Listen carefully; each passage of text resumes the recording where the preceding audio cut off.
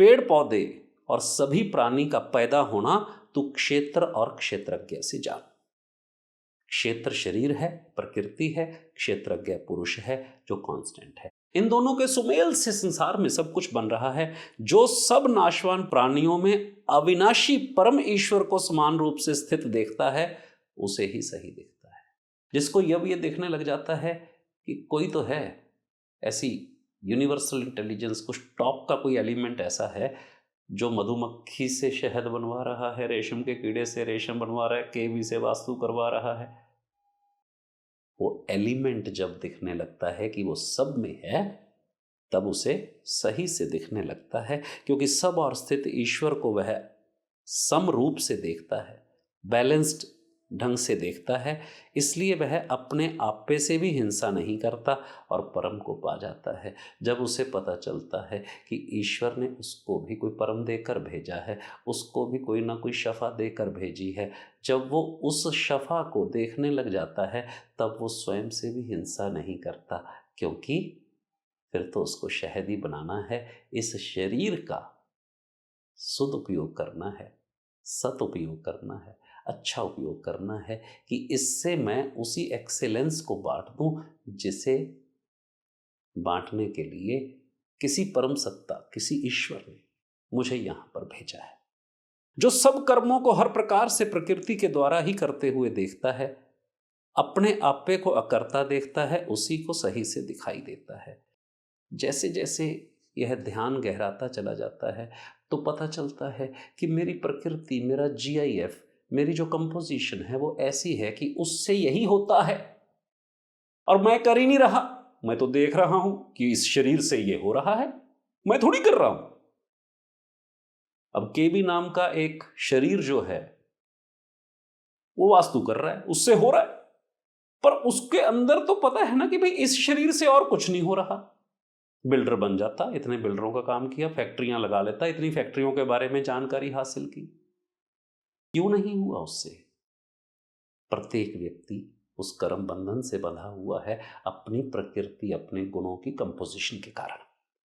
जब प्राणियों के अलग अलग भावों का कारण एकमात्र प्रकृति को ही देखता है और उस प्रकृति से ही उनकी वृद्धि देखता है, तब वह ब्रह्म को पा जाता है। जब उसे दिखाई देता है कि प्रत्येक व्यक्ति के अंदर एक ऐसा कांस्टेंट है जो वास्तव में कुछ नहीं कर रहा, परंतु उसकी प्रकृति ऐसी है जो ऐसा उससे हो रहा है, तब वो उस ब्रह्म के साथ एकाकार होने लग जाता है, उसको वो दिखाई देता है। अर्जुन यह शुरुआत रहित, गुण रहित और नाश रहित अपना परम शरीर में रहते हुए भी ना कुछ करता है और ना ही किसी कर्म में लिप्त होता है, ये तो बस देख ही रहा है।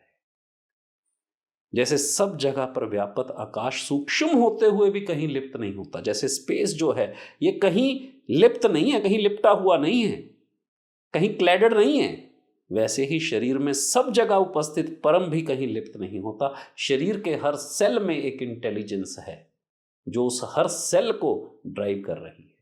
एक सेल में भी डिस्टॉर्शन हो जाए तो कैंसर बन जाता है, पर कोई तो ऐसी एनर्जी है, कुछ तो ऐसा है जो उस सेल की फंक्शनिंग को भी कंपोज करके चल रही है और उसमें भी वही प्रकृति है, पर वो जो एनर्जी है वो खुद कहीं इन्वॉल्व नहीं है, जो उसको बांध के रखी है। जब वो निकल जाती है तो बॉडी डिकम्पोज होनी शुरू हो जाती है, शरीर सड़ने लग जाता है। वैसे ही शरीर में सब जगह उपस्थित परम भी कहीं लिप्त नहीं होता। जैसे एक ही सूर्य सारे संसार को प्रकाशित करता है, वैसे ही क्षेत्रज्ञ, वैसे ही यह पुरुष, वैसे ही यह कांस्टेंट, वैसे ही यह जो देख रहा है, यह देखने वाला पूरे के पूरे शरीर को लाइव किए रखता है, पूरे शरीर को जागृत किए रखता है। सूरज के जैसे, जैसे सूरज जागृत करता है, प्रकाशित करता है, ठीक वैसे ही यह उसे लाइव किए रखता है। जैसे किसी संस्था का जो हेड होता है, जब वो संस्था में बैठ के निगरानी करता है उसकी, तो वो संस्था ग्रो करती है, क्योंकि वो ऑर्गेनाइजेशन भी एक शरीर है, एक बॉडी है। जो ज्ञान की आंखों से क्षेत्र और क्षेत्रज्ञ के इस अंतर को स्पष्टता से देख लेता है, वो पंच तत्व वाली प्रकृति से मुक्त होकर परम को पा जाता है, क्योंकि फिर उसको पता चलता है कि मैं तो ड्राइवर हूं, कार नहीं हूं। कई लोगों को लगता है कि जैसी कार उनके पास है ना, वो वैसे है। बड़ी कार है तो वो बड़े आदमी है, छोटी कार है तो छोटे आदमी हैं। हाँ, कार ही है भैया, महंगी है या सस्ती है, तू नहीं है महंगा सस्ता।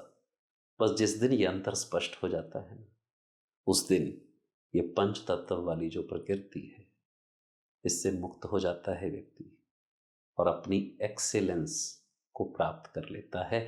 फिर उस एक्सेलेंस को ही अभिव्यक्त करने के लिए ये सारा जुगाड़ जो शरीर रूपी है, उसमें सिद्ध करने में लगा देता है, साधने में लगा देता है।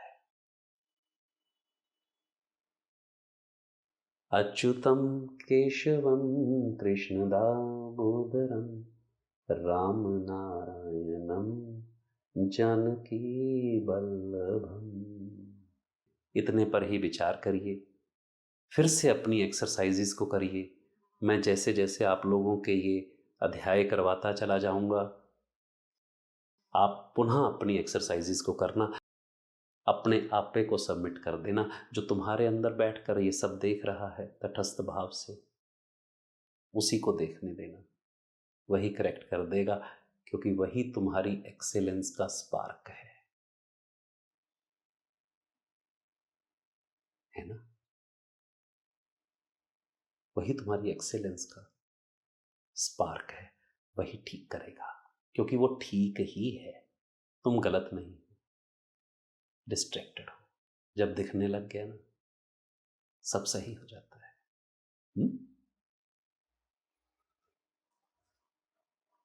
ढेर सारे कृष्ण के, कान्हा के मैत्री भाव के साथ, स्नेह के साथ नमस्कार।